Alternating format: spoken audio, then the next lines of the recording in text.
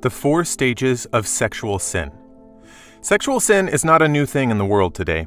It is also not a new thing in the church. The way sexual sins are being glorified in the world today, one would think it was a normal thing for everyone to do. It has worsened that if you don't commit these sins, people will look at you like you are weird. You may be thinking they should applaud you for being pure and holy. They will insult you instead and call you names. This is what society has turned into, and it has crept into the church. There is immorality in the Church of Christ today, and people are turning a blind eye to it because they don't want to be seen as too holy. We are accepting these practices in churches today, so much so that people now come to the church and commit these sins with the church members and even church leaders. So today we are going to look at what I would like to call the 4 stages of sexual sin. As we systematically go through these stages, we will be looking at the stages from the perspective of adultery and fornication. We will examine the 4 stages, each of these sins, side by side. What are the stages of sexual sin? Level 1. The eyes. I can confidently say that all fornication and adultery in one way or another begins with the eyes.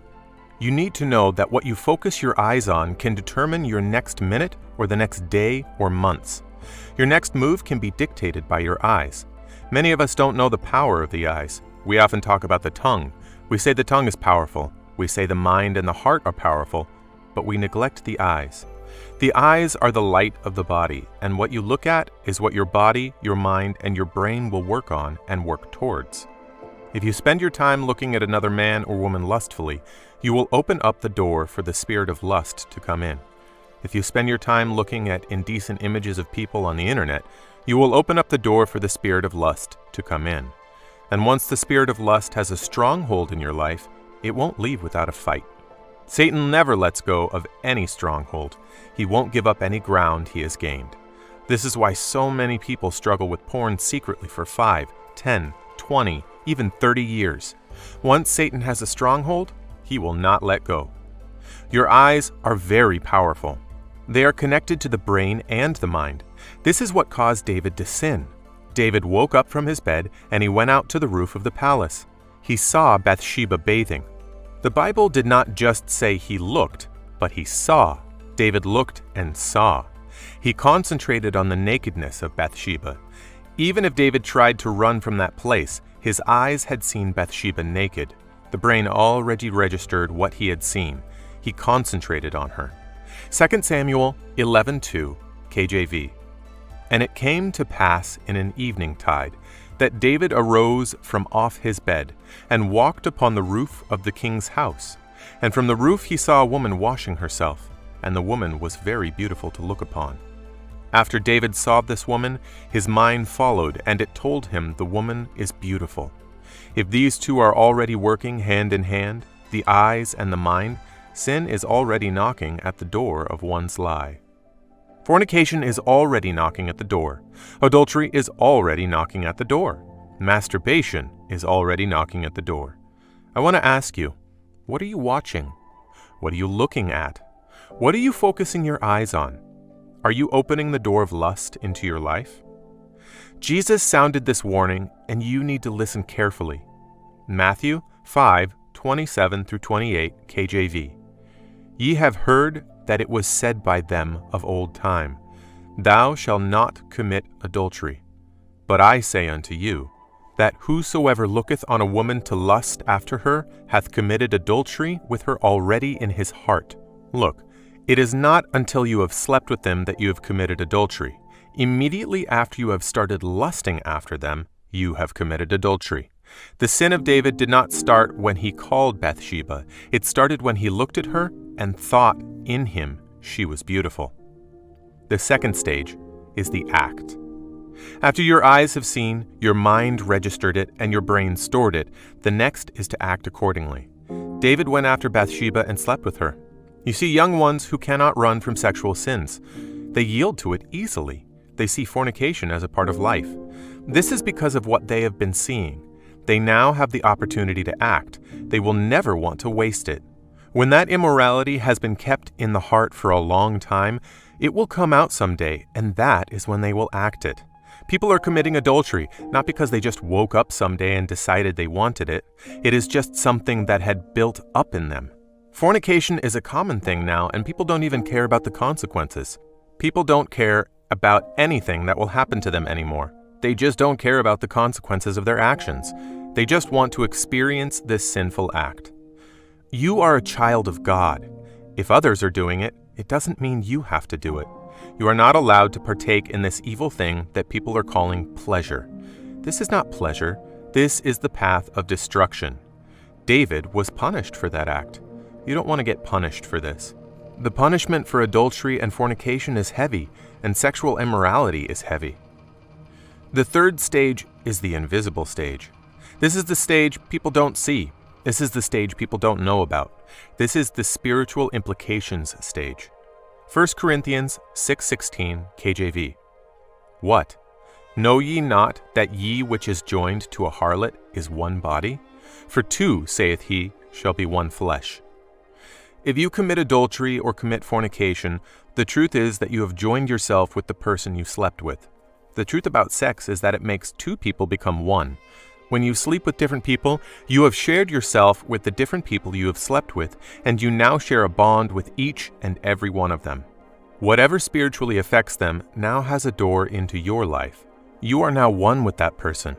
You are making a declaration, a public announcement that me and this person are now one. All the spiritual problems this person is going through will be shared with you. Now, you are not carrying your problems alone, but you are carrying the problems of other people too. Look at the lives of people who are fornicating. You may think they are rich. You may think they are living a good life. The truth is that they are carrying other people's challenges. This is why one-night stands are so dangerous.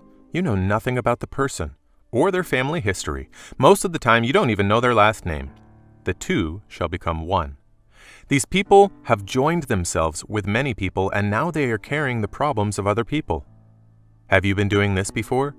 Look, you will see that you are having some problems and you don't know how you got them. Things will become so bad for you and you will not know how it got to that. The truth is that you have taken another person's problems through becoming one flesh. You may not believe, but this is the truth because you are becoming one with whoever you sleep with. If you have made that mistake, you need to break the bond with prayer. You need to pray earnestly and break the bond between you and that which is bringing problems into your life. A young man emailed us to tell us of his experience. He is a young businessman who's doing well for himself. He was earning over 6 figures per year. He met a young lady who he described as absolutely beautiful. She was everything he wanted in a lady, and they started dating and they began sleeping with one another. They slept together within the first week of meeting each other. They hardly even knew each other. Literally the same week they slept together, his income was slashed in half. And he couldn't understand why. Nothing had changed. He was working just as hard as before. He even began working harder, but his income was just taking a nosedive, and everything he had been working for was going down the drain, to the point that he would have to close his company. Over time, they eventually broke up, and in the same week, his income went back to where it was, and even exceeded his previous income.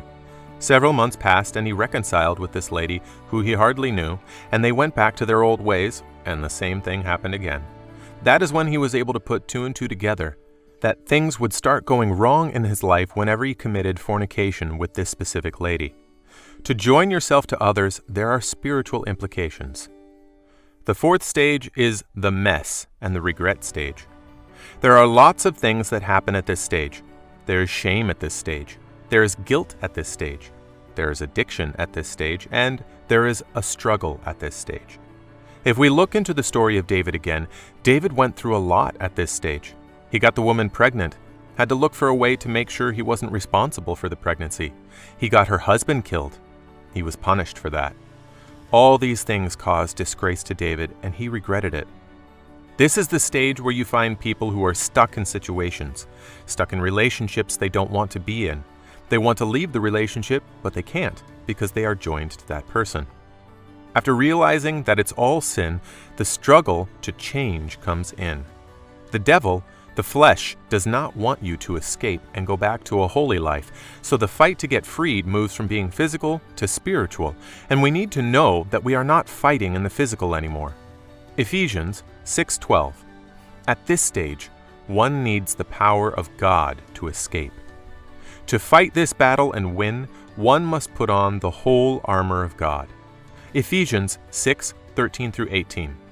You cannot fight the sin of sexual immorality alone. You cannot come out of this sin alone. You need Jesus to help you out of this mess you have put yourself into, and that is why you must accept Jesus in your life. The world may have pressured you into joining them, but don't let them keep you in it. I encourage you today, before you even get to stage 2, 3, or 4, fight stage 1. Be diligent with what you are watching. Protect your eyes. Protect what you are looking at. Remove anything that tries to make you lust. If it is watching certain movies and TV shows, don't watch them anymore. Better men, better women than you and I have fallen because of their eyes. Job 31:1. I made a covenant with mine eyes. Why then should I think upon a maid? If you cannot discipline your eyes, then you have a great problem with the lust of the eyes. As a man or woman, if you cannot discipline the way you look at the opposite sex, then you will be a victim of the lust of the eyes. Job made a covenant with his eyes never to look at the nakedness of a maiden. Job 31:1. I made a covenant with mine eyes. Why then should I think upon a maid? We all know we can't go through life with our eyes closed. It's not practical. There is a difference between you just walking and someone catching your eyes. You don't have to stay there. You don't have to keep looking. Move on with your day. Why do you need to look for a second time, or third time, or for a prolonged period of time? Don't look. Say it with me. Don't look. So that is the first practical step. It's simply don't look. Say it with me. Don't look. And I think we can all agree there are different types of looking.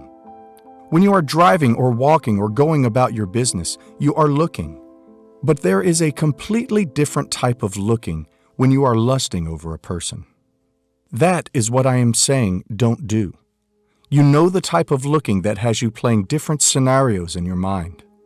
Let's say you are walking down the street and you see an attractive person of the opposite gender. Carry on with your business. You don't have to turn your head and start fantasizing. Just don't look.